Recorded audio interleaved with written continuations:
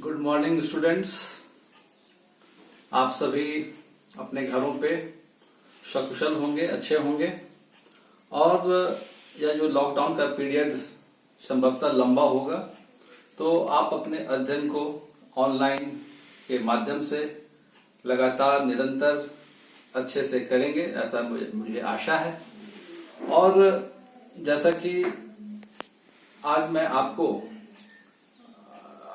आपके paper 7th का ही एक टॉपिक पढ़ाऊंगा, वो यूनिट 4 से। और यह जो है इस वर्ष जो आपके एग्जाम होंगे उसके पॉइंट ऑफ व्यू से भी यह प्रश्न जो है, ये टॉपिक जो है वो इम्पोर्टेंट होगा। तो आप इसे अच्छे से अध्ययन करेंगे। और यह हमेशा से एक अच्छा टॉपिक भी रहा है। क्वेश्चन इससे विभिन्न परीक्षाओं में भी आते रहा है। चूंकि आप जानते हैं जो कृषि जो है, ये पूरा टॉपिक देख लें आप, बोर्ड पे लिखा हुआ है वर्ल्ड एग्रीकल्चरल रीजन्स, विश्व के कृषि प्रदेश। ठीक है, आज आप ये टॉपिक पढ़ेंगे, आपके यूनिट 4 से है। तो यह टॉपिक जो है हमेशा से फेवरेट टॉपिक रहा है, काफी इंटरेस्टिंग टॉपिक भी है। चूंकि कृषि मनुष्य का एक महत्वपूर्ण व्यवसाय शुरुआत से ही रहा है। जब से मनुष्य जो है सिविलाइज्ड वे में आया, तो सबसे पहला जो व्यवसाय था वह कृषि ही था। और यह जो है हम लोग जानते भी हैं, प्राइमरी एक्टिविटीज के अंतर्गत आता है। और आज पूरे दुनिया का जो आर्थिक जो उन्नति हो रही है, उसमें कृषि का हर एक जगहों पे 50% से ज्यादा ही योगदान है। तो ये कृषि का अध्ययन खासकर उसमें कृषि प्रदेशों का, क्योंकि दुनिया के विभिन्न जगहों पे विभिन्न भागों में अलग अलग ढंग से खेती की जा रही है। और सभी जगह अपने अपने स्पेशलाइजेशन के तौर पे भी वहां पे खेती अलग अलग ढंग से पढ़ा जाता है, जाना जाता है। तो आज आप इसके बारे में जानेंगे जो कृषि प्रदेश क्या है। वैसे आप जानते ही होंगे, कृषि जो है वह एग्रीकल्चर जो इंग्लिश में बोलते हैं, 2 शब्दों से बना है, एगर जो कल्चर, जो आपके मैंने इस कॉर्नर पे भी लिख दिया है, एगर जो कल्चर। एगर का मतलब ही होता है जो फील्ड, खेत होता है। और खेत मतलब आप जानते ही होंगे भूमि का टुकड़ा। भूमि का टुकड़ा को हम लोग खेत हिंदी में भी बोलते हैं, एगर उसका वर्ड हुआ। और उसके साथ साथ कल्चरा। कल्चरा क्या है? तो देखभाल, जो देखभाल करेगा। तो देखभाल कौन करेगा? तो मनुष्य करेगा। तो एगर जो कल्चरा, कल्चरा मतलब केयर से बना है, केयर वर्ड व देखभाल का। तो ये 2 शब्दों से कृषि का यह शब्द बना है। और मनुष्य जो है, यह जब से सिविलाइज्ड वे में यहाँ पे जो है धरती पे निवास अपना स्टार्ट किया, तो यह एक्टिविटी कर रहा है। उसके बाद आप इसमें देखेंगे जिमरमैन ने भी कहा है, जिमरमैन ने कहा है कृषि में मानव के सभी उत्पादक प्रयास शामिल किया जाता है। मानव जितने भी उत्पादक प्रयास करते हैं वो सभी इसमें सम्मिलित किए जाते हैं। आप देखेंगे जहां मनुष्य अस्थायी रूप से रहकर मिट्टी से फसलें उगाते हों और पशुपालन भी करते हों लाभ के लिए, उन विभिन्न सम्मिलित कार्यों को हम कृषि के अंतर्गत रखते हैं। तो कृषि तो आप समझते हैं, लेकिन अब इसमें क्या पढ़ना है आपको? कृषि प्रदेश। प्रदेश जो है, कृषि को प्रदेश में बांटना हमेशा से एक कठिन कार्य रहा है। क्योंकि इसमें जो है कृषि के कार्यों में हमेशा से ओवरलैपिंग देखा जाता है। लेकिन जब हम रीजनलाइजेशन कर रहे हैं तो there should be no overlapping. और उसके साथ साथ कृषि जो है आप देखेंगे उसमें जो जब हम रीजनलाइजेशन करते हैं तो कृषि के समरूपता की बात होती है, कृषि के संबद्धता की बात होती है। और इन दोनों आधारों पे जो खरा उतरता है तो उस रीजन का निर्माण होता है। और जैसा कि आप जानते हैं कृषि पे मुख्यतः प्रभाव क्या पड़ता है? तो जलवायु का। जलवायु आप यहां देख रहे हैं, मैंने लिख भी दिया है, प्राकृतिक वातावरण, जलवायु। प्राकृतिक वातावरण में ही जलवायु आएगा। प्राकृतिक वातावरण के अंतर्गत जो है जलवायु, धरातल और मिट्टी, इन तीनों का सबसे ज्यादा प्रभाव कृषि पे होता है, लेकिन साथ साथ मानव की जो आर्थिक क्रियाएं जुड़ी हैं, तो मानवीय वातावरण के भी का भी जो प्रभाव है बाद में काफी ज्यादा देखने को मिलता है। इसीलिए इन दोनों का हमने यहाँ पे लिख भी दिया है, प्राकृतिक वातावरण और मानवीय वातावरण। मानवीय वातावरण में जो सब पॉइंट है उस पर मैं आगे चर्चा करूंगा, लेकिन इन दोनों वातावरणों के आधार पे ही रियलाइजेशन का जो है प्रयास वो हो सकता है और संभव है। और आप देखेंगे बहुत सारे भूगोलवेत्ताओं ने इन्हीं आधारों पे कृषि के प्रादेशिकरण का प्रयास किया। तो ये आप लिख लेंगे पॉइंट जो है, प्राकृतिक वातावरण में जलवायु, धरातल, मिट्टी, और मानवीय वातावरण के अंतर्गत आप देख रहे हैं श्रम, पूंजी, उपकरण, उत्पादन, खपत, जो भी प्रोडक्शन हो रहे हैं, कैसे खपत उसका हो रहा है वो भी वैरी करता है, वो भी इफेक्ट करता है प्रादेशिकरण को। जनसंख्या घनत्व, संस्कृति, सामाजिक, आर्थिक और राजनीतिक कारक, तो ये सभी हैं जो कृषि प्रादेशिकरण को प्रभावित करते हैं। और आप लिख भी लेंगे कृषि प्रादेशिकरण का जो 2 लाइन का व्याख्या है, 2 लाइन का उसका डेफिनेशन है, वो आप लिखेंगे। कृषि प्रदेश, आप वो लिख लेंगे 2 लाइन। कृषि प्रदेश ऐसे विस्तृत क्षेत्र होते हैं, कृषि प्रदेश ऐसे विस्तृत क्षेत्र होते हैं जहां कृषि दशाओं, विशेषतः फसलों की किस्में, जो डिफरेंट फसल होंगे, डिफरेंट क्रॉप्स होंगे, तो विशेषतः फसलों की किस्में एवं उनकी उत्पादन विधि, जो प्रोडक्शन के मेथड्स होंगे वो भी वैरी करता है रीजन टू रीजन। उत्पादन विधि, ठीक है, में समरूपता मिलती है, तथा साथ ही साथ कृषि भूमि के उपयोग की विशिष्टताजन्य संबद्धता मिलती है। ठीक है, मैं फिर इसको रिपीट कर देता हूं, आप फिर से लिख लेंगे डेफिनेशन। कृषि प्रदेश ऐसे विस्तृत क्षेत्र होते हैं जहां कृषि दशाओं, विशेषतः फसलों की किस्में एवं उनकी उत्पादन विधि में समरूपता मिलती है, तथा साथ ही साथ कृषि भूमि के उपयोग की विशिष्टताजन्य संबद्धता मिलती है। ठीक है, ये 2 लाइन का डेफिनेशन है, आप इसे ही लिखेंगे, ये इंपॉर्टेंट है। और कृषि प्रदेशों के सीमांकन के लिए उन्हीं तत्वों का सहारा लिया जाता है जिससे कृषि की समरूपता और संबद्धता की प्रादेशिक भिन्नता समझने में हमें सहायता मिल सकता हो या मिलता हो। ठीक है, मैंने यहां भी उस चीज को लिखा है, समरूपता और संबद्धता, ये 2 इंपॉर्टेंट हैं, और इसी से हम प्रादेशिक भिन्नता जो होता है, रीजनल डिफरेंसेज, उसका हम समझ पाते हैं और या हमें समझने में सहायता मिलती है, तो हम कृषि का प्रादेशिकरण कर पाते हैं। ठीक है, ये 2 इंपॉर्टेंट फैक्टर्स हैं या आधार हैं जिसके आधार पे कृषि को प्रादेशिकरण में पढ़ा जाता है, बांटा जाता है, समझा जाता है। ठीक है, तो कृषि को जो है आप देख रहे हैं बहुत सारे फैक्टर के बारे में जो प्रभावित करते हैं, लेकिन मुख्यतः वह 2 भागों में रखा गया है, प्राकृतिक वातावरण और मानवीय वातावरण। मानवीय वातावरण में हम जो है आर्थिक जो क्रियाएं होती हैं, सामाजिक कारक जो होते हैं, वो सभी उसमें सम्मिलित किया गया है। और जहां तक सवाल है भौतिक कारक में, तो आप भली भांति हैं, जलवायु जो है वह बहुत ज्यादा इंपॉर्टेंट फैक्टर है। जलवायु के अंतर्गत जो है तापमान और वर्षा, जलवायु के अंतर्गत तापमान और वर्षा आता है।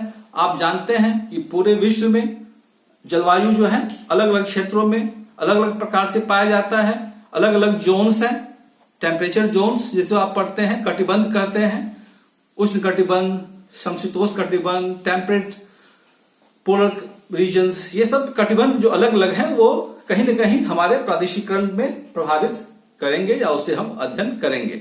उसके बाद जो है जलवायु के अंतर्गत ही तापमान के बाद जो वर्षा है, वर्षा भी आप जानते हैं इन कटिबंधों के आधार पे वर्षा भी वैरी करता है।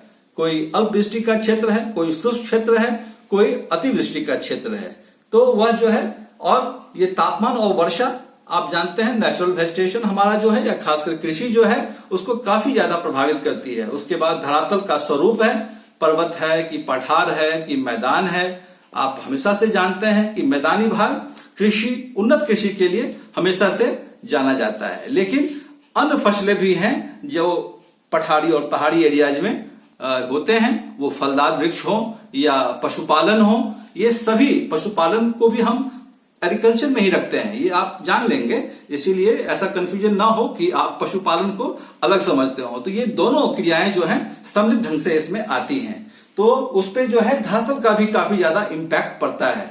और मिट्टी, जैसा धरातल होगा वैसी मिट्टी भी होगी। मैदानी भागों की मिट्टी काफी उपजाऊ होता है। दुनिया के जितने भी मैदानी भाग हैं वो उन्नत कृषि प्रदेशों के लिए जाना जाता है, लेकिन यहाँ पे साथ ही साथ पठारी मिट्टियां भी, पहाड़ी मिट्टियां भी वो अन्य कृषि कार्यों में संलग्न होती है। इसीलिए ये जो भौतिक कारक हैं वो काफी ज्यादा कृषि को प्रभावित करते हैं और इसका जो है कहीं न कहीं कृषि प्रादेशिकरण में काफी ज्यादा इम्पैक्ट देखने को मिलता है। उसी के साथ साथ जो है मानवीय वातावरण, अब जैसे कृषि में श्रम की आवश्यकता होती है, तो श्रम जो है, आबादी होगा तभी तो श्रम होगा। जनसंख्या विरल वाले क्षेत्रों में श्रम की कमी होती है और जहां पे जनसंख्या अधिक है वहां पे श्रम बहुतायत के रूप में मिलते हैं। उसी प्रकार से आप पूंजी देखेंगे, डेवलप कंट्री अपने पूंजी के बदौलत उन्नत खेती कर रहे हैं, अच्छा खेती कर रहे हैं, कॉमर्शलाइजेशन खेती वहां पे हो चुका है, कमर्शियल खेती होती है। उसी प्रकार से जो है आप देखेंगे उपकरणों का बात दिया गया है, कहीं अभी भी प्रिमिटिव खेती होती है तो कहीं अब काफी ज्यादा मैकेनाइज्ड खेती होती है, हाईली मैकेनाइज्ड खेती होती है। तो उपकरण भी हमारे कृषि प्रादेशिकरण को प्रभावित करती है। पूंजी, कृषि उपकरण, यंत्रों, डिफरेंट यंत्र और उत्पादन खपत भी जो है हमारे कृषि के उत्पादकता को, उत्पादन को प्रभावित करता है। यदि खपत, डिमांड होगा तभी तो प्रोडक्शन होगा। आज हम देख ही रहे हैं दुनिया का, जो आप देखेंगे फूड प्रोडक्शन में, तो विभिन्न देश उस अन्न उत्पादन के तालिका में बहुत ज्यादा उन्नत किए हैं। तो उसके बाद बहुत सारे विभिन्न फैक्टर हैं जो हमारे कृषि को प्रभावित करते हैं। तो ये सारी बातें जो हैं आप अपने आंसर्स में लिखेंगे, उसको ध्यान में रखते हुए हम आगे की ओर चलते हैं। और उसके बाद अब आप देखेंगे जो बहुत सारे प्रयास किए गए कृषि प्रादेशिकरण में, कृषि को बांटने का बहुत सारा प्रयास जो है वो किया गया। और सबसे पहला प्रयास आप देख रहे हैं अपने बोर्ड पे, ये यहाँ पे देख रहे हैं। सबसे पहला प्रयास किसने किया? हंटिंगटन ने किया। हंटिंगटन ने जो है वो पहला प्रयास किया कृषि प्रदेश, दुनिया को कृषि प्रदेश को बांटने में। और उन्होंने कृषि प्रदेश को, हंटिंगटन महोदय ने कृषि प्रदेश को 4 परिमंडल में बांटा। इन्होंने जो है वो 4 परिमंडल में कृषि को बांटा। और यह 4 परिमंडल जो थे वह आप लिख लेंगे। ये 4 परिमंडल जो थे हंटिंगटन के थे, वो पहला है टुंड्रा, लिख लेंगे आप। पहला था इनका टुंड्रा, ठीक है। उसके बाद दूसरा था इनका विषुवत सदाबहार वन और टैगा और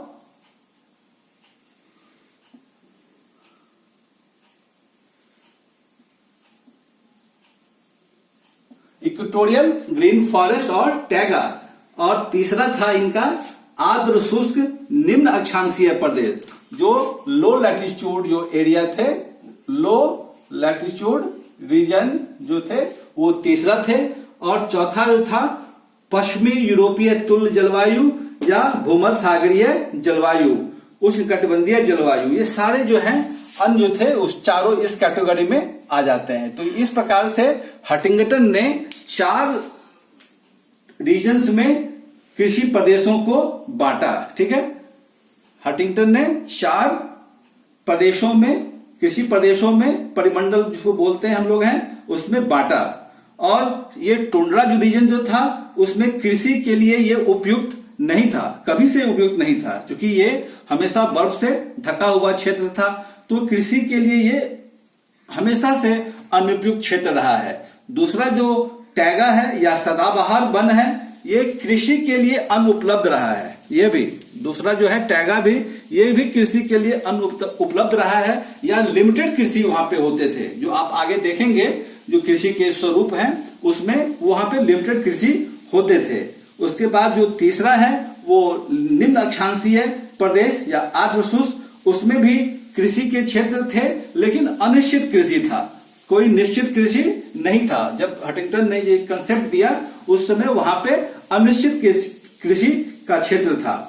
लेकिन यह जो था चौथा क्षेत्र वो पश्चिमी यूरोपीय, भूमध्य सागरीय और उष्णकटिबंधीय क्षेत्र इसमें था, और यह अमेरिकी महाद्वीपीय जलवायु वाले क्षेत्र, यह जो था वो चौथा परिमंडल वो कृषि के लिए सबसे उपयुक्त जो था वो मंडल था। उसके बाद आप देखेंगे ओजोनाशन ने भी कृषि प्रदेश के सीमांकन का सफल प्रयास किया और इन्होंने विश्व को बृहद पेटियों में बांटा और उन्होंने प्राकृतिक पर्यावरण के फसलों के उत्पादन के अनुकूलता पे ही उनका आधारित था।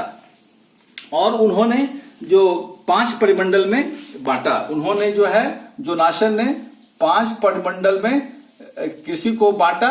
उसमें उन्होंने बताया जो पहला जो जोन है, पहला वो ट्रॉपिकल लाइफ जोन था। ट्रॉपिकल लाइफ जोन मैंने यहां लिख भी दिया है। उन्होंने 3 लाइफ जोन और 2 डेथ जोन बताया और 3 लाइफ जोन बताया। तो पहला जो था वो ट्रॉपिकल लाइफ जोन, दूसरा ट्रॉपिकल एंड सब ट्रॉपिकल डेथ जोन, तीसरा आप लिखेंगे सब tropical and Mediterranean life zone, चौथा जो था वो टेम्परेट लाइफ जोन और 5वां पोलर डेथ जोन। तो इस प्रकार से जोनासन ने भी जो प्रयास किया कृषि प्रदेश के सीमांकन का, उसमें उन्होंने 5 प्रदेशों का 5 पेटियों का बताया, 5 जोन्स के बारे में बताया, 3 life zones and 2 death zones. अब जो है सबसे इंपॉर्टेंट जो है उस पे हम चलते हैं और वह है 1936 में अमेरिकी विद्वान डरवेंट विटलेसे ने जो पूरे विश्व कृषि प्रदेश का सीमांकन करने का जो प्रयास किया वह काफी ज्यादा इंपॉर्टेंट है। और उन्होंने यह जो सीमांकन का प्रयास किया उसमें 5 जो है बेसिस फैक्टर्स जो है उन्होंने लिया, 5 आधार तत्व उन्होंने लिए।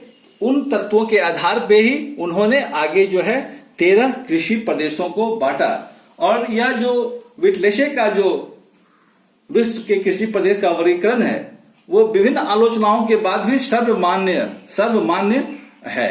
तो इसको आप जो है अध्ययन करेंगे अब, और इसको आप अच्छे से भी लिखेंगे।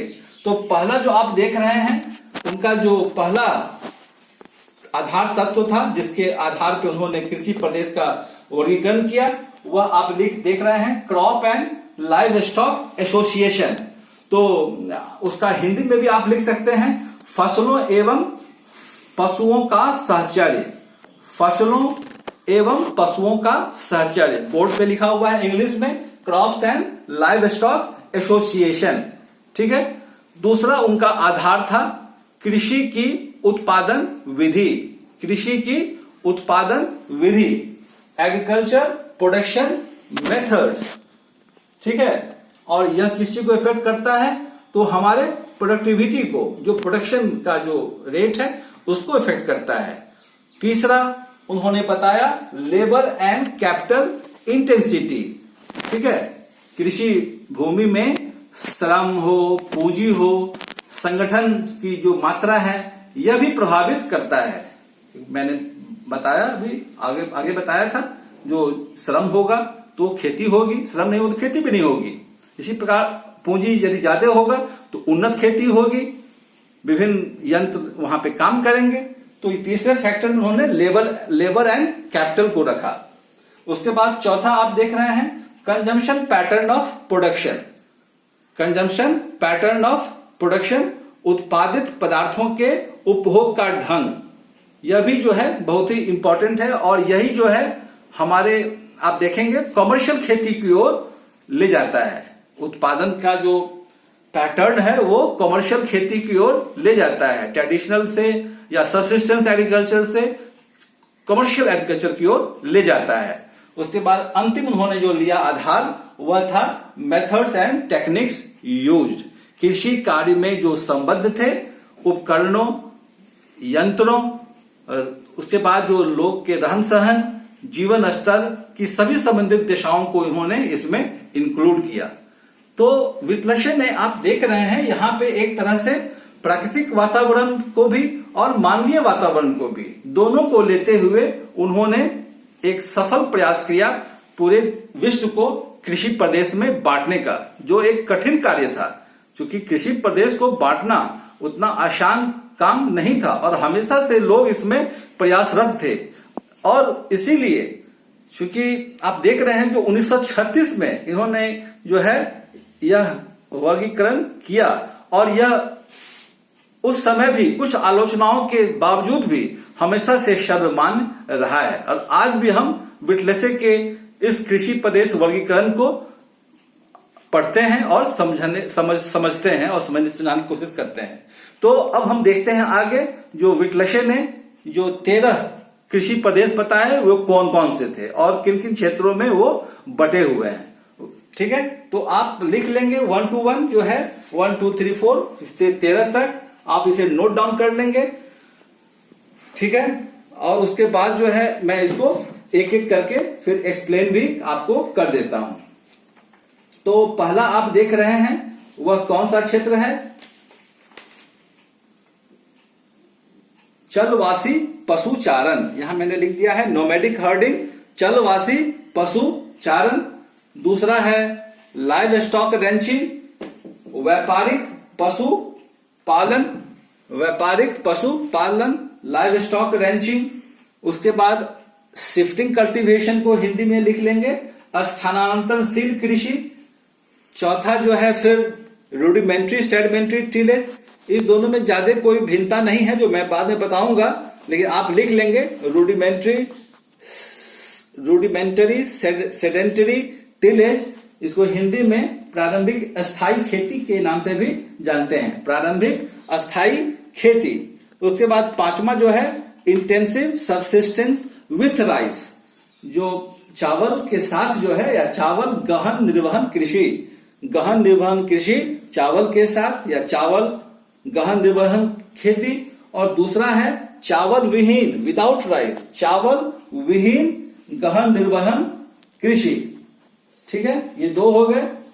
उसके बाद 7वां आप देख रहे हैं कॉमर्शियल प्लांटेशन टिलेज, यह जो है व्यापारिक बागानी कृषि इसको हम लोग कहते हैं। ठीक है, व्यापारिक बागानी कृषि। 8वां आप लोग भली भांति परिचित है मेडिटेरेनियन एग्रीकल्चर से, भूमध्य सागरीय कृषि। 9वां आप देख रहे हैं कॉमर्शियल ग्रेन फार्मिंग। ठीक है, इसको हिंदी में व्यापारिक अन्न उत्पादक कृषि प्रदेश देखते हैं, लिख लेंगे। ठीक है, व्यापारिक अन्न उत्पादक कृषि। 10वां जो है commercial crop and life stock. 10वां व्यापारिक फसल और पशु उत्पादक कृषि। 11वां आप लिखेंगे subsistence crop and live stock, निर्वहन फसल एवं पशु उत्पादक कृषि। 12वां जो है कॉमर्शियल डेयरी फार्मिंग, यह बहुत ही इंपॉर्टेंट क्षेत्र है और इसे यह प्रदेश काफी ज्यादा विख्यात भी है। आप लिखेंगे इसे व्यापारिक दुग्ध पशुपालन कृषि, व्यापारिक दुग्ध पशुपालन कृषि। और 13वां जो है वो कॉमर्शियल हॉर्टिकल्चर, इसको हम लोग विशिष्ट बागवानी के नाम से भी जानते हैं, कॉमर्शियल हॉर्टिकल्चर, विशिष्ट बागवानी। तो इस प्रकार से आप देख रहे हैं जो विट्लशे ने 13 कृषि प्रदेशों में विश्व को बांटा। अब आप इसका जो है हमारे इस विश्व के मानचित्र पे कहां कहां ये जो क्षेत्र हैं, ये कृषि प्रदेश हैं, कैसे फैले हुए हैं, क्या कारण है जो इन क्षेत्रों में फैले हुए हैं और क्या क्या उसमें होता है, इसके बारे में आप 1 by 1 अध्ययन करेंगे और लिखते भी जाएंगे। पहला आपने जो नोट किया था नोमैडिक हर्डिंग, नोमैडिक हर्डिंग। ठीक है, चलवासी पशु चारण के क्षेत्र जो थे तो यह जो क्षेत्र है आप देख रहे हैं, चलवासी नाम से ही स्पष्ट है। चलवासी मतलब जो हमेशा चलायमान होते हैं, चलते रहते हैं, वो कहीं एक जगह स्थिर नहीं होते हैं और वो पशु के साथ चलते हैं। ये किन क्षेत्रों में होता है? तो विषम जलवायु वाले क्षेत्र में, दुनिया के जो विषम जलवायु वाले क्षेत्र हैं। और वो कौन क्षेत्र हैं? तो ड्राईलैंड, वो ड्राईलैंड हॉट भी हो, हॉट डेजर्ट भी हो और कोल्ड डेजर्ट भी हो। तो विषम जलवायु वाले क्षेत्रों में यह जो है खेती नोमैडिक हर्डिंग का किया जाता है। वहां के जो मानव हैं, मनुष्य हैं, वो पशुओं को अपने साथ रखते हैं और चरवाहे की तरह साथ में उसे लेके एक जगह से दूसरी जगह वेंडिंग करते रहते हैं। वो अस्थाई नहीं होते हैं। और उसके अस्थाई में यह भी देखा जाता है कि वो उसमें सीजनल पैटर्न भी होता है। जाड़े के ऋतु में वो नीचे आ जाना और ग्रीष्म काल में या गर्मी के मौसम में पहाड़ों पे या ऊपर के प्रदेशों में चला जाना। तो यह जो क्षेत्र है वो सहारा और टुंड्रा, आप यहां देखेंगे सहारा जो है वो अफ्रीकन कंट्री का ये पोर्शन जो है सहारा, ये उत्तरी भाग का जो सहारा क्षेत्र है, और टुंड्रा ये सारे जो क्षेत्र हैं, टुंड्रा रीजन जो कहलाते हैं, उन क्षेत्रों में ये नोमैडिक हर्डिंग होता है। इसके जो प्रमुख देश हैं ये सऊदी अरेबिया, इराक, ये सब, ईरान, अफगानिस्तान, ये आप लिख लेंगे, अफगानिस्तान, सेंट्रल एशिया, मंगोलिया, ये जो मंगोलिया है यहाँ भी साइबेरियन रीजन, मंगोलिया में इस प्रकार की खेती की जाती है। इस प्रकार के लोग मिलते हैं जो नोमैडिक हर्डिंग करते हैं। उसके बाद जो है चाइना में कुछ लोग मिलते हैं, साउथ वेस्ट अफ्रीका, इन क्षेत्रों में भी ये पाए जाते हैं। उसके बाद जो है और जो ये रीजन है ऊपर वाले, खासकर हमारे भारत में भी जो हिमालय के जो ऊपरी भागों में ये नोमैडिक हर्डिंग के कुछ एग्जाम्पल्स आपको मिलते हैं। तो यह जो है फ्रीक्वेंट चेंज ऑफ हैबिटेशन करते हैं। और वो क्यों करते हैं? तो in search of animals fodder, जानवरों के खाने के लिए, जानवरों के सामग्री, घास जो खाएंगे उनके लिए वो वैंडरिंग करते हैं। ये हर्डिंग, नोमैडिक हर्डिंग जो होता है वो जानवर के फॉडर के लिए, और प्लस ऊपर में जब जाते हैं पहाड़ों पे तो वहां से वो फल, नट्स कुछ वो भी संग्रहित करके ले आते हैं। तो यह जो माइग्रेशन जो होता है, यह जो है माइग्रेशन जो नीचे से ऊपर जाना, यह माइग्रेशन जो है सीजनल नेचर का भी होता है, जो मैंने अभी आपको बताया। और यह जो आप देखते हैं भारत में जो गुज्जर है वो इसका बेस्ट एग्जाम्पल है, जो जम्मू कश्मीर और हिमाचल के क्षेत्रों में ये पाए जाते हैं। और ये जो है जाड़े में नीचे आ जाते हैं पहाड़ के नीचे, और गर्मियों में पहाड़ों पे ये ऊपर की ओर चले जाते हैं। और इस नोमैडिक हर्डिंग में जो मुख्य आर्थिक तंत्र जो काम करता है कि धुरी पशु है, पशु और खासकर पशु इसमें भेड़, बकरी, ऊंट, गाय, याक और रेंडियर, जो टुंड्रा रीजन है वहां पे याक और रेंडियर के साथ वो काम चलते हैं। वो पहाड़ों पे ही तंबू लगा के निवास करते हैं और पशुओं के मांस पे ही वो ज्यादा डिपेंडेंट होते हैं। पशुओं के मांस पे, उनके चमड़ों पे, इन सारे चीजों का वो उपयोग करते हैं। तो इसीलिए वो विषम जलवायु में उनको काम करना पड़ता है और चलवासी पशुचरण के रूप में इसे हम देखते हैं। अब हम दूसरे पे आते हैं, लाइव स्टॉक रैंचिंग। लिख लेंगे आप, लाइव स्टॉक रैंचिंग, व्यापारिक पशुपालन। ये है व्यापारिक, यहाँ पे चलवासी पशु था, अब हम इस पे व्यापारिक हो गए। व्यापारिक मतलब कि कमर्शलाइजेशन स्टार्ट होता है यहाँ पे लाइव स्टॉक रैंचिंग से। तो व्यापारिक पशुपालन के नाम से यह जाना जाता है। और यह जो व्यापारिक पशुपालन है विश्व के उन भागों में विकसित है जहां पे कि पश्चिमी सत्ता के लोग जो हैं वो धीरे धीरे जो है उन क्षेत्रों में आए, और शुष्क अर्धशुष्क प्रदेशों में यह देखने को मिलता है। शुष्क एवं अर्धशुष्क प्रदेशों में यह जो है मिलता है दुनिया के विभिन्न भागों में। आप जो है देखेंगे, खासकर यहाँ मैंने लिख भी दिया है, दुनिया के जो टेम्परेट ग्रासलैंड्स हैं जहां जहां हैं, वो प्रेरी हो, वेल्ड हो या ऑस्ट्रेलिया का डाउन्स हो, जितने भी व्यापारिक ग्रासलैंड्स हैं, टेम्परेट ग्रासलैंड्स हैं, वहां पे ये व्यापारिक पशुपालन जो है वो स्टार्ट हुआ। ये पश्चिमी सत्ता से लोग जहां जहां गए वो वहां पे, आप यूएसए में स्पेन से जो स्पेनिश गए उस समय, वो यूएसए के उन क्षेत्रों में लाइव स्टॉक रैंचिंग का काम जो है वो स्टार्ट किया।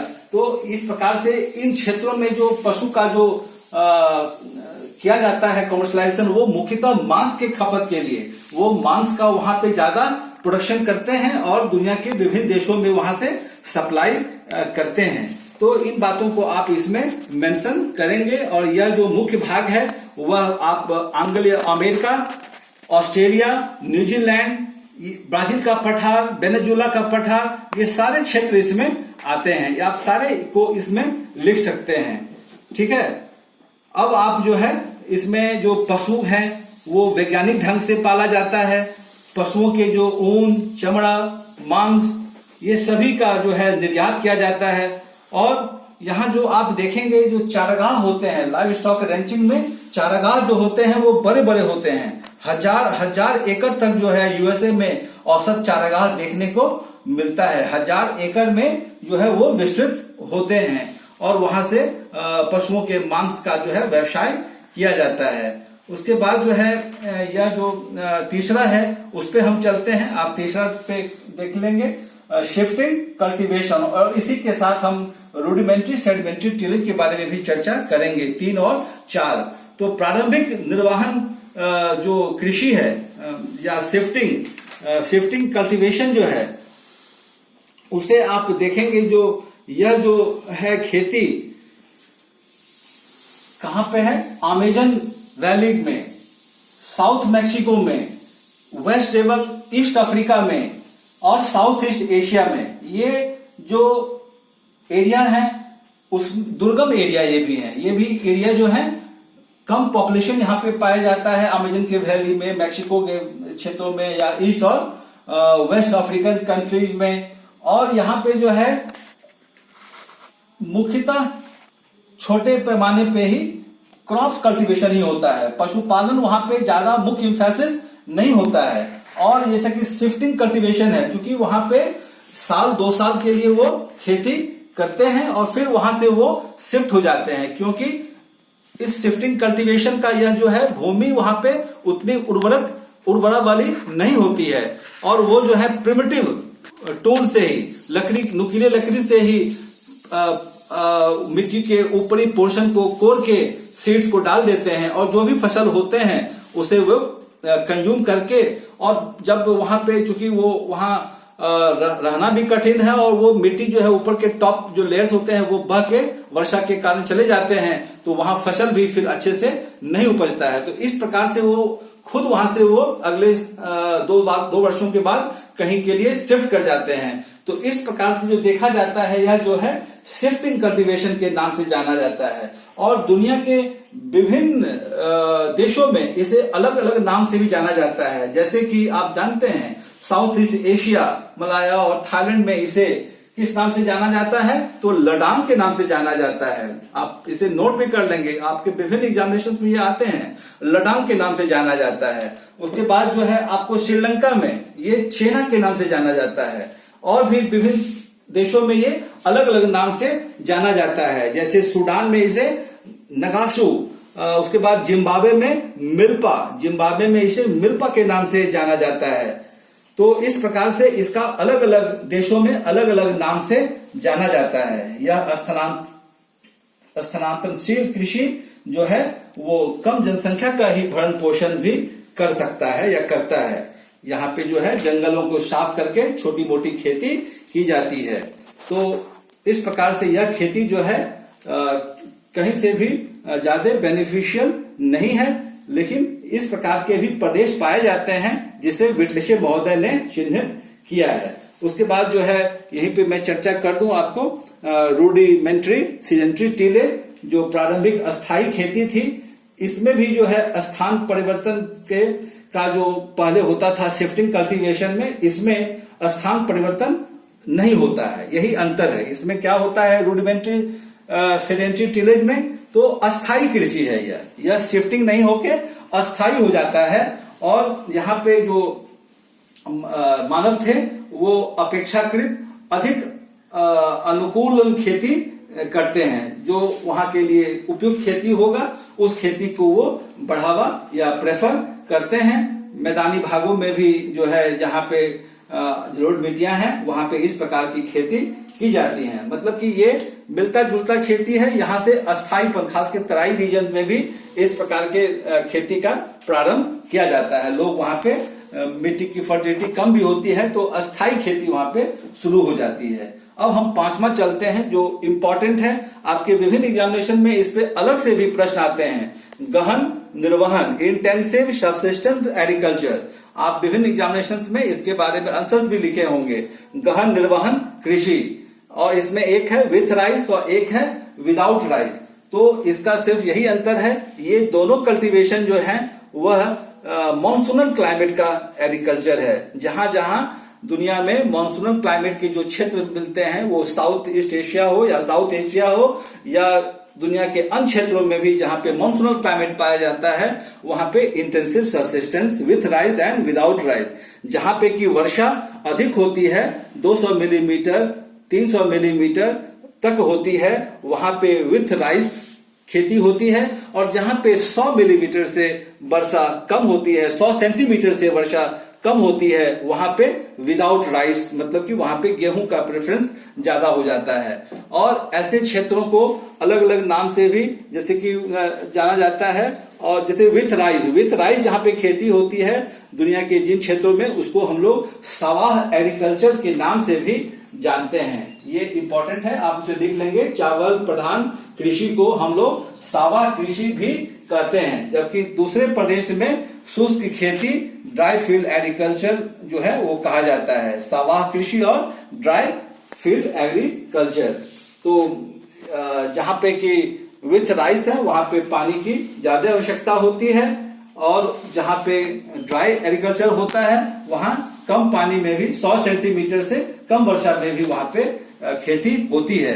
लेकिन दुनिया के जिन क्षेत्रों में ये खेती होती है वहां चूंकि पॉपुलेशन ज्यादा कंसंट्रेशन है, हाई पॉपुलेशन डेंसिटी रीजन है, इसीलिए इन क्षेत्रों में ये इंटेंसिव सबसिस्टेंस चूंकि जीवन निर्वहन के लिए खेती की जाती है। वो जो पॉपुलेशन हाई पॉपुलेशन है उसके जीवन की बात है, वो उसी पे डिपेंडेंट होते हैं, इसीलिए इसे जीवन निर्वहन खेती के नाम से जाना जाता है। और जो एशियन कंट्रीज हैं जैसा कि हम जानते हैं वहां हाई डेंसिटी पॉपुलेशन का पाया जाता है, इसीलिए उन क्षेत्रों में जीवन निर्वहन कृषि काफी डोमिनेंट है। अब हम चलते हैं सातवें पे, वह है कॉमर्शियल प्लांटेशन टिलेज। उष्णकटिबंधीय व्यापारिक बागानी कृषि, व्यापारिक बागानी कॉमर्शियल प्लांटेशन टिलेज। ये कॉमर्शियल प्लांटेशन टिलेज जो है वह मुख्यतः उष्णकटिबंधीय क्षेत्रों का जो में पाया जाता है। उष्णकटिबंधीय क्षेत्र में जो है कॉमर्शियल के रूप में ये प्लांटेशन खेती की जाती है। जैसा कि पहले आप जानते होंगे अमेज़न के बेसिन में रबर का खेती होता था, और वहां पे रबर जो है वो वहां से बाहर नहीं जाए, वो काफी ज्यादा उसके लिए ये आगे थे कि रबर खेती यहीं पे हो। लेकिन वहां पे जनसंख्या कम थी अमेज़न के बेसिन में, अतः जो है बाद में अंग्रेज जो है वहां से वो सीड रबर का लाके वो जो है साउथ ईस्ट नेशंस में आए, और यहाँ पे अब जो है बजाते प्लान्ड वे में रबर का प्लांटेशन हुआ उस समय अंग्रेजों के द्वारा। अब जो है यहाँ पे ये कॉमर्शियल प्लांटेशन के रूप में इसे हम पढ़ते हैं। तो यह रबर की खेती, उसी के तरह भारत में चाय की खेती, श्रीलंका में चाय की खेती, उसके बाद ब्राजील में कहवा की खेती, उसके बाद जो है कोकोनट की खेती फिलीपींस में, और भी जो कोस्टल कंट्रीज हैं टोबैको की खेती, शुगर केन की खेती, ये सारे खेती जो है इस कॉमर्शियल प्लांटेशन टिलेज में के अंतर्गत आता है। तो आप इसे जो है ये इसके जो मुख्य क्षेत्र हैं वो लैटिन अमेरिका, अफ्रीकन कंट्रीज भी हैं, और दक्षिण एवं दक्षिण पूर्व एशिया, ये 3 क्षेत्र हैं जो कॉमर्शियल प्लांटेशन टिलेज के लिए विख्यात हैं।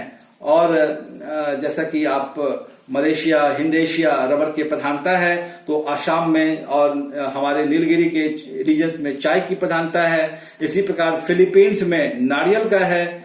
तो उसके बाद जो है आप देखेंगे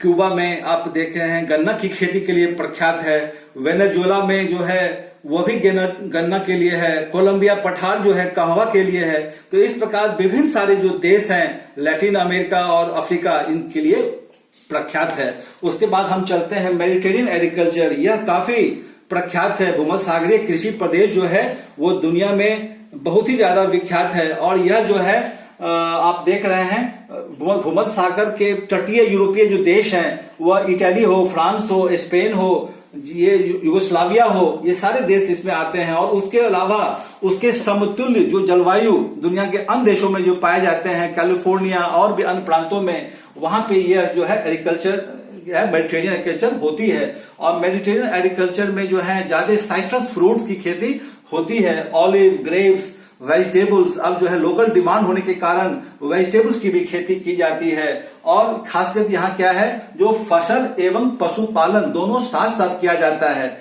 तो यह खेती जो है काफी ज्यादा प्रख्यात है, काफी ज्यादा इंपॉर्टेंट है। और ये काफी ज्यादा जो है इसका मार्केट नजदीक होने के कारण काफी उन्नत है। यहाँ पे ये मेडिटेरियन एग्रीकल्चर जो है काफी उन्नत खेती की जाती है। मीट, मिल्क, ऊन, ये सारे जो है पशुपालन से यहाँ पे प्राप्त किए जाते हैं। तो इस प्रकार से अब मैं नौमा चलता हूं, commercial grain farming. Commercial grain farming जो है व्यापारिक अन्न उत्पादन खेती। यह जो है कॉमर्शियल ग्रेन फार्मिंग किसी एक फसल के लिए जाना जाता है। जैसे कि ये अमेरिका का ग्रेट प्लेन, महान मैदान जो है अमेरिका का, वह जो है जैसा कि हम जानते हैं मक्का प्रदेश के लिए या गेहूं के ही खेती के लिए, किसी एक खेती के लिए वो जाना जाता है। और वो कॉमर्शियल है, कॉमर्शियल ग्रेन फार्मिंग। दुनिया के देशों में उसे एक्सपोर्ट करने के लिए किया जाता है, दुनिया के देशों के लिए। और वह जो है वहां पे हाईली मैकेनाइज्ड खेती की जाती है। खेती जो है काफी उन्नत मैकेनाइज्ड खेती है। और वहां पे बड़े बड़े खेत के फार्म होते हैं, 500 से 1000 एकड़ जो है वो बड़ा बड़ा फार्म होता है। तो ये इसकी स्पेशलिटीज है इस खेती का। तो दुनिया के जो विस्तृत मैदानी इलाका है वहां पे ये खेती की जाती है। 10वां हम देखते हैं commercial crop and live stock. यहाँ पे क्या होता है, पशुपालन भी साथ साथ में होता है और क्रॉप भी किया जाता है। अंतर सिर्फ इतना ही है, वहां पे सिर्फ खेती की जाती थी एक्सपोर्ट के लिए, लेकिन यहाँ पे लाइव स्टॉक के लिए खेती की जाती है। यहाँ पे जो खेती जो भी की जाते हैं वो पशुओं को चारा के रूप में किया जाता है और पशुओं के मांस को निर्यात किया जाता है। इसीलिए यह जो एरिया है ईस्ट यूएसए, यूरेशिया, यूक्रेन का क्षेत्र, साइबेरियन रीजन, ये क्या है, यहाँ पे जो क्रॉप्स होते हैं जैसे मक्का के पेटी जो बहुत फेमस है ईस्टर्न अमेरिका में, यूएसए में, वो मक्के की पेटी पशुओं के लिए की जाती है। पशुओं को छोड़ के मक्के को खिला दिया जाता है और उन पशुओं के मांस को एक्सपोर्ट किया जाता है। और यहाँ भी जो है फर्म्स कृषि के जो होते हैं प्रदेश, वो बड़े बड़े होते हैं, 150 एकड़ का बड़े बड़े फार्म्स होते हैं। तो उसके बाद हम देखते हैं subsistence crop and live stock. यह जो है ट्रॉपिकल रीजन में होता है और जैसा कि इसमें सबसिस्टेंस लिखा ही हुआ है, निर्वहन के लिए ये खेती की जाती है या पशुपालन किया जाता है। तो ये ट्रॉपिकल कंट्रीज में होता है। 12वां हम चलते हैं कॉमर्शियल डेयरी फार्मिंग। यह बहुत ही इंपॉर्टेंट है, यह अलग से भी इस पे प्रश्न आता है कि कॉमर्शियल डेयरी फार्मिंग जो है वो दुनिया में कहां कहां होते हैं। दूध पशुपालक कृषि प्रदेश, तो पश्चिमी यूरोपीय जो विकसित देश हैं, जो महान झील के आसपास का जो स्टेट्स है यूएसए में, साउथ ईस्ट ऑस्ट्रेलिया, ये बड़े बड़े जो डेवलप्ड नेशंस के जो क्षेत्र हैं वहां पे दुग्ध पशुपालन कृषि की जाती है। और यहाँ पे उन्नत किस्म के नस्ल के गाय, दुधारू गाय का पालन किया जाता है और उन गायों के दूध से मक्खन पनीर ये है पूरे दुनिया को निर्यात किया जाता है। इसमें आप जानते ही होंगे जो वेस्ट यूरोपियन कंट्री में फ्रांस, जर्मनी, यूके, डेनमार्क, ये सब इंपॉर्टेंट कंट्री हैं जो पूरी दुनिया में दूध उत्पादन के लिए जाने जाते हैं। डेनमार्क जो है बहुत फेमस है और यहाँ पे भी जो कृषि के फर्म होते हैं वो बड़े बड़े होते हैं, 50 एकड़ से 100 एकड़ तक के बड़े बड़े फर्म्स होते हैं। उसके बाद जो है ये कॉमर्शियल हॉर्टिकल्चर, यह आप देख रहे हैं जो 13th है कॉमर्शियल एग्रीकल्चर। यह जो है सीमित क्षेत्रों में कहीं कहीं होता है कॉमर्शियल हॉर्टिकल्चर, बागवानी कृषि। बागवानी कृषि में जो है मुख्यतः साग सब्जियों, फ्लावर्स खेती, ये विशिष्ट बागवानी खेती किया, स्पेशलाइज खेती किए जाते हैं। तो यह जो है दुनिया के साउथ स्टेट्स ऑफ यूएसए, दक्षिणी जो प्रांत है यूएसए के, उसके बाद जो पश्चिमी यूरोप या मेडिटेरेनियन जो कंट्री है आसपास के, उसमें ये बागानी कृषि किए जाते हैं जो मार्केट के नीड्स के अनुसार, मार्केट के डिमांड के अनुसार। जैसे कि आप जानते ही हैं कि बहुत सारे यूरोपियन कंट्रीज में फ्लावर का ज्यादा डिमांड होता है, बागानी का ज्यादा, इसलिए बागानी कृषि को यहाँ पे रखा गया है। तो इस प्रकार से विटलेसे महोदय ने 13 कृषि प्रदेशों में बांट के काफी अच्छा जो है उन्होंने यहाँ प्रयास किया और दुनिया के, विश्व के कृषि प्रदेश को बदलाने का प्रयास किया। वैसे आप जो देखते हैं इनके जो प्रदेश हैं उसको जेएस एडम्स ने भी और पी गोल्ड ने भी काफी ज्यादा सराहा। और यह जो है काफी दिनों तक यह जो कृषि प्रदेश का जो वर्गीकरण है वो रहा। बाद में इसकी आलोचना भी की गई, तो वो हेल्बर्ट महोदय ने 1957 में इसकी आलोचना की और वह सुझाव दिए। आलोचना के बाद भी उन्होंने कोई अपना कृषि प्रदेश बांट के नहीं दिया, उन्होंने सुझाव दिया जो इसमें स्टैटिस्टिकल एनालिसिस भी आना चाहिए, जो सांख्यिकीय जो विश्लेषण है उसके आधार पे भी वर्गीकरण को करना चाहिए। लेकिन वह एक कठिन कार्य था, इसीलिए अभी तक जो है हम इसीलिए विश्व के किसी प्रदेश के वर्गीकरण में विटलेसे महोदय का ही वर्गीकरण पढ़ते हैं। वैसे बाद में अंतरराष्ट्रीय भौगोलिक संगठन IGU, जिसके की चेयरमैन थे कास्ट्रोविकी जो पोलैंड के थे, उन्होंने 1972 में 1972 में, यहाँ पे आप इसको नोट कर लेंगे, 1972 में जे कास्ट्रोविकी जो पोलैंड के भूगोलज्ञ थे, उन्होंने अंतर्राष्ट्रीय भौगोलिक संगठन का के अंतर्गत कृषि प्रदेश विभाजन की योजना प्रस्तुत किया, कृषि प्रदेश विभाजन की योजना प्रस्तुत किया और उन्होंने पूरे दुनिया के कृषि प्रदेश को 5 प्रमुख कृषि प्रदेशों में और 27 गौण कृषि प्रदेशों में, माइनर 27 जो है माइनर में और 5 मेजर कृषि प्रदेशों में बांटने का प्रयास किया। तो इस प्रकार से हम देखते हैं जो कॉस्टिची का भी जो प्रयास है वह अच्छा था, लेकिन उसके बावजूद भी अभी भी सर्वमान्य जो है वह कृषि प्रदेश वर्गीकरण में विटलेसे महोदय का ही अध्ययन किया जाता है। तो हम समझते हैं कि आप अब कृषि प्रदेश के विभिन्न पहलुओं को समझ गए होंगे और अच्छी तरह भली भांति जो है आप कहीं कोई कठिनाई नहीं हुई होगी। और काफी इंटरेस्टिंग टॉपिक है। इसमें तो बहुत सारे प्रश्न जो हैं, जैसे कि मैंने आपको यहाँ बताया था, intensive subsistence agriculture, commercial dairy farming, ये अलग से भी प्रश्न आते हैं और इसमें विस्तृत आंसर होता है। लेकिन आप संक्षेप में इसे लिखने का, बातों को रखने का प्रयास करेंगे और मानचित्र का जरूर से ख्याल करेंगे, मानचित्र पे 10 दिखाने का भी प्रयास करेंगे। तो हम समझते हैं जो आप कृषि प्रदेश, दुनिया क्या जो कृषि प्रदेश है वो अच्छे ढंग से तैयारी कर लेंगे, नोट्स को लिख लेंगे। तो विद्यार्थियों, आज का आपका यह इम्पोर्टेंट टॉपिक जो है वो पूरा हो गया, यूनिट 4 का। ठीक है, आप stay at home and keep learning, इस चीज को ध्यान में रखते हुए आगे की ओर बढ़ते रहें। Thank you very much, thank you.